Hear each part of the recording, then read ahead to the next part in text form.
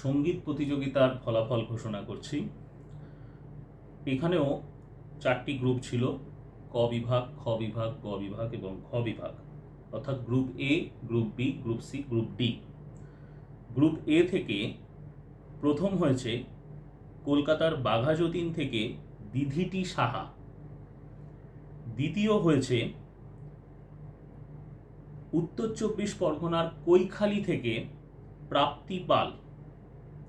তৃতীয় স্থান অধিকার করেছে দক্ষিণ 24 পরগনার সোনারপুর থেকে বিদ্যাগ্নি বৈদ্য। এই গ্রুপেই আরেকজন তৃতীয় স্থান অধিকার করেছে কলকাতার যাদবপুর থেকে সূর্যাক্ষী সাহা।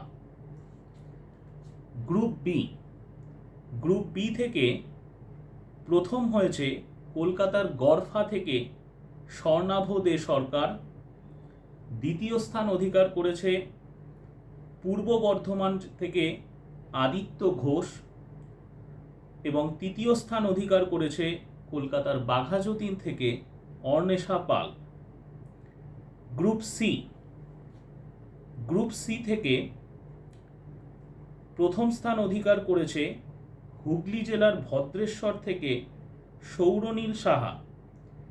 আচ্ছা, গ্রুপ সি এর এই বিষয়টি একটু বলে রাখি। গ্রুপ সি থেকে আমরা সৌরনীল সাহা মিউজিক অর্থাৎ যে বাদ্যযন্ত্র বিষয়টি ছিল প্রতিযোগিতার মধ্যে একটি, তাতে সে গিটার বাজিয়েছিল, তাতে সে প্রথম হয়েছে সৌরনীল সাহা। গ্রুপ ডি থেকে সঙ্গীতে প্রথম হয়েছে দমদম থেকে প্রাপ্তি চক্রবর্তী। সেকেন্ড হয়েছে কলকাতার নিউ গড়িয়া অঞ্চলের পঞ্চসায়র থেকে অর্ণব দাস। তৃতীয় হয়েছে কলকাতার টালিগঞ্জ এলাকা থেকে দীপান্বিতা ভৌমিক।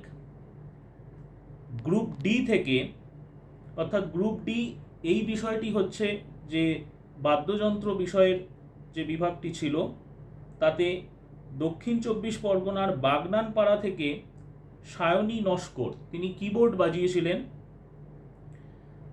হুগলির বৈদ্যপাটি থেকে দ্বিতীয় হয়েছে স্বর্ণেন্দু কর্মকার। তোমাদের সকলকে আন্তরিক শুভেচ্ছা, অভিনন্দন জানাচ্ছি। আগামী দিনে আমাদের আরও যে প্রতিযোগিতা আসছে তাতে তোমরা অংশগ্রহণ করবে এই আশা রাখছি আমরা।